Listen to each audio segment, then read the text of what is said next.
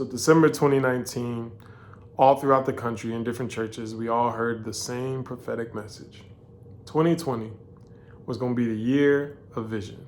We heard it, 2020 vision. Man, y'all was tripping. These so-called prophets made it their mission to rely on their intuitions and call it conviction when it probably was just coincidence. Or was it? January 2020, Kobe dies. The first celebrity that ever passed that I truly cried. I remember him gliding through the air with talent that wasn't fair and had the hardest work ethic that could never be compared. But that's not what made warm tears fall like waterfalls over my cheekbones and onto my sleeping daughter's forehead. It was this thought that he probably held a similar posture the night before and would never have these moments to adore his other daughters and watch them grow. And they'll still talk to him, but he can't respond. See, I understood his bond and couldn't fathom thoughts beyond me and my daughter's life together. I couldn't imagine us dying together.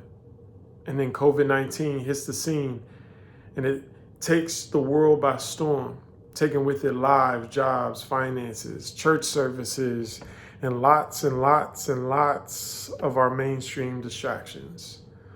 We got to see who we are without our mainstream attractions, and what we saw wasn't really pretty. It was a pity to see churches close out of unwillingness or incapability to adapt, to see people without jobs and financially strapped, an election that exposed how we really think of each other. And from Brianna, Ahmaud, and George, we saw what society deems Black life's appraisal. And in that same breath at the funerals, we saw Black strength and how Black people still pray still. And their stories are nothing new, yet the conditions in which they were observed were. And without something to redirect itself to, America with her white supremacy conforming all cultures to Mama Europe, glorified melting pot of a heart, had it stirred.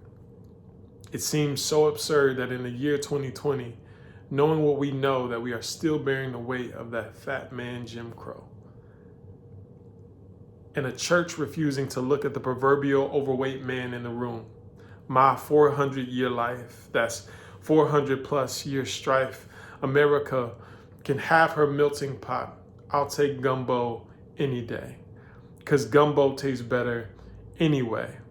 In a melting pot, all things that go into the pot come out the same.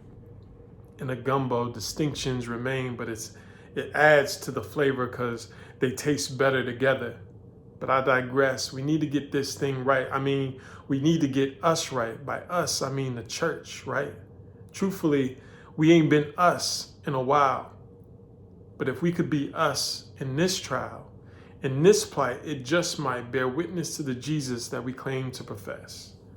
Jesus said it best, that our oneness is the thing that validates to the world Jesus' sentness.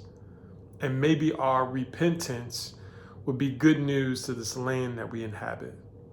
To the earth, we are to be salt and light. I'm starting to think that the prophets might have been right. Maybe this year we got to see more than ever, clearly who we are. So, what we gonna do about it? Maybe this 2020 vision didn't come in the pretty little package that we thought that it would. But maybe it's pushing us to be the people in the church that we should.